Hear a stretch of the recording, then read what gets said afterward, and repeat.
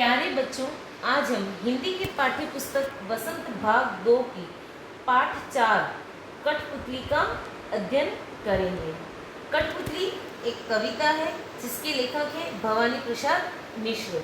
इसमें कवि ने कठपुतली की व्यथा के बारे में बताया है, जिसमें वे अपने आप को धागे से बंधी हुई एक गुलामी के रूप में समझ रही है और वो अपने आप को आज़ाद या स्वतंत्र होना चाहती है। तो आइए देखते हैं हम अपनी कविता कठपुतली। कठपुतली गुस्से से उबली, बोली ये धागे क्यों है मेरे पीछे आगे, इन्हें तोड़ दो मुझे मेरे पाँवों पर छोड़ दो। सुनकर बोली और कठपुतलियाँ कि हाँ बहुत दिन हुए हमें अपने मन के छंद हुए। मगर पहली कठपुतली सोचने लगी ये कैसी इच्छा मेरे मन में जगी। ये थी हमारी कविता। अब हम इसकी एक एक पैराग्राफ को समझेंगे।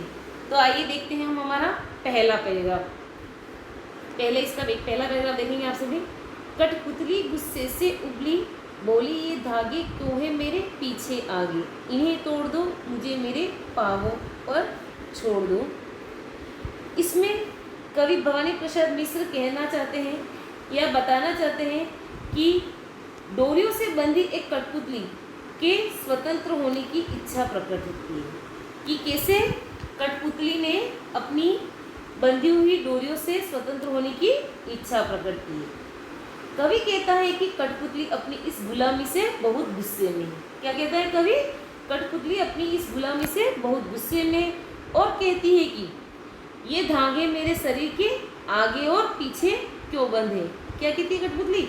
ये धागे मेरे शरीर के आगे और पीछे क्यों बंधे हैं, तुम इन्हें तोड़ दो अर्थात मुझे आज़ाद कर दो, मुझे मेरे पाँवों पर छोड़ दो अर्थात मुझे मेरे पाँवों पर स्वतंत्र होकर चलने दो।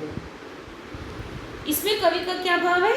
कठपुतली के स्वतंत्र होने की इच्छा प्रकट की है। इसमें कवि ने क्या भाव प्रकट किया है कि कठपुतली स्वतंत्र होना चाहती है। दूसरा पैराग्राफ देखेंगे। सुनकर बोली और कठपुतलियाँ कि हाँ बहुत दिन हुए हमें अपने मन के छंद हुए। इसमें कवि ने बताया है कि एक कठपुतली के भाव को देखकर दूसरी कठपुतलियों के भी मन में भी स्वतंत्र होने की इच्छा प्रकट हुई। क्या बताया है इसमें कवि ने? पहले पैराग्राफ में एक कठपुतली ने अपनी इच्छा प्रकट की, तो उसकी बातों को सुनकर अन्य कठपुतलियों के मन में भी स्वतंत्र होने की इच्छा प्रकट हुई। और वो क्या कहती है इस पैराग्राफ में आप देखेंगे।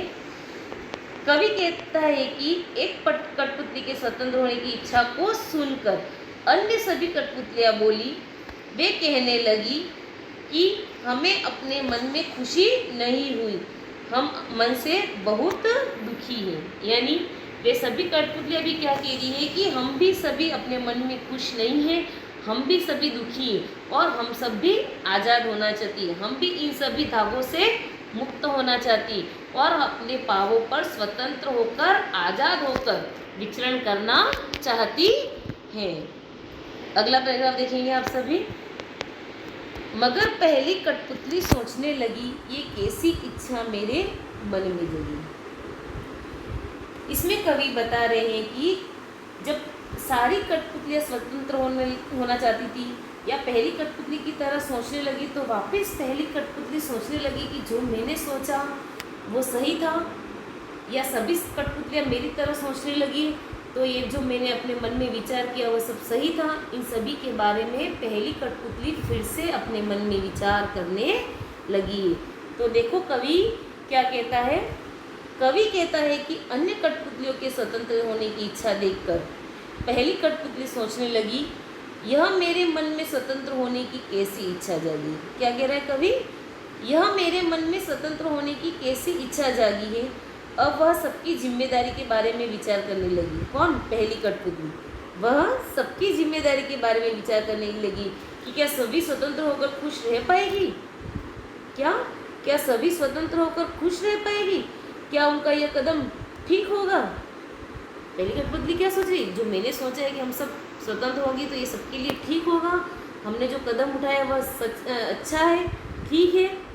तो कवि यही भाव व्यक्त कर रहा है कि कठपुतली के मन की स्थिति का वर्णन किया है कि हम सब जो कदम उठा रही है वह हमारा सही है, हम सब स्वतंत्र होना चाहिए, ये हमारा सब जो हमने विचार हमारे मन में आए, हमने जो कदम उठाए वह हमारा ठीक है। बस यही व्यथा इस कविता के माध्यम से कवि भवानी प्रसाद मिश्र प्रस्तुत करना चाह रहे थे। धन्यवाद।